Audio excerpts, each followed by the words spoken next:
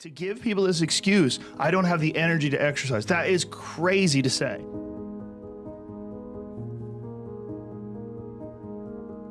You can get defined easily by other people's perceptions of you. My whole life, I was convinced, when I was a young man, I was convinced I was a loser. Absolutely convinced. Until I started getting really good at martial arts, I never thought I was good at anything. I just had a very low self-esteem.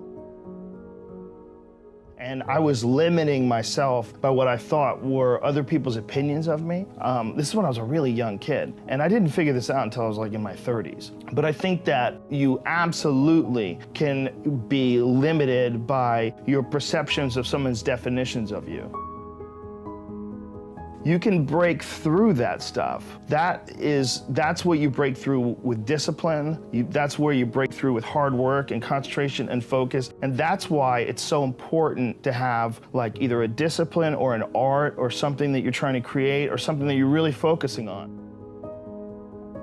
Because if you don't have like a point of focus as a human, I think it's very hard to get through this life and have an appreciation for true struggle. Because our physical struggle with what our bodies are designed for, the caveman of 10,000 plus years ago, our bodies are still designed for that. That physical struggle doesn't really manifest itself when you're sitting in front of a cubicle, you know, in front of a computer in a cubicle in this unnatural position all day.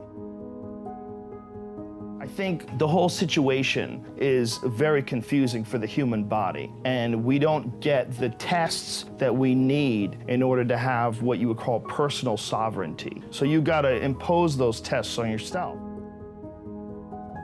Chase what you're trying to do. Like the point system attached to it, the monetary point system, because it'll get you working like 12 hours a day to get better stuff, to get more prestigious stuff, to get stuff that, you know, all your other stuff having friends are really jealous of your stuff. Everyone has a different personality. They have different interests, different things that they would be really satisfied pursuing.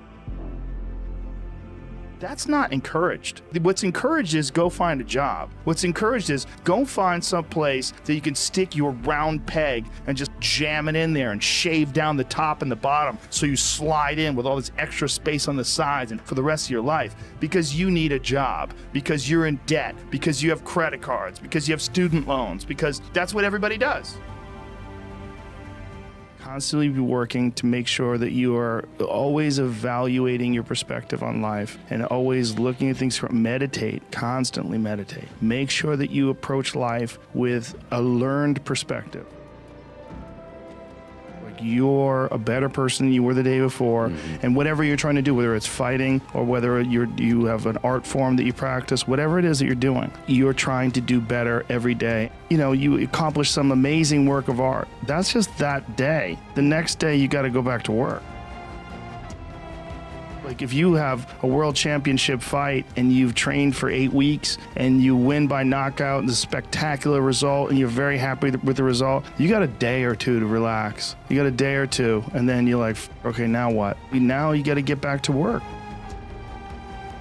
If you think that there's some place like a movie where you're holding hands with your loved ones and the sunset's going on and the credits roll, that's horseshit. And we have this idea in our head that there's this place that you can get to where you've, air quotes, made it. And I'm here to tell you that doesn't exist. Yeah. I mean, obviously I'm not the most successful person in the world, but on paper, I've accomplished a lot of shit, and it doesn't mean a goddamn thing. Every day I get up and I'm like, all right, I gotta figure out how to do this. I gotta work on this new bit. Okay, I got this podcast today. I gotta be on point. Let me think about this. Let me read this book. Let me, you know, whatever the subject is. Let me get into it. You have to.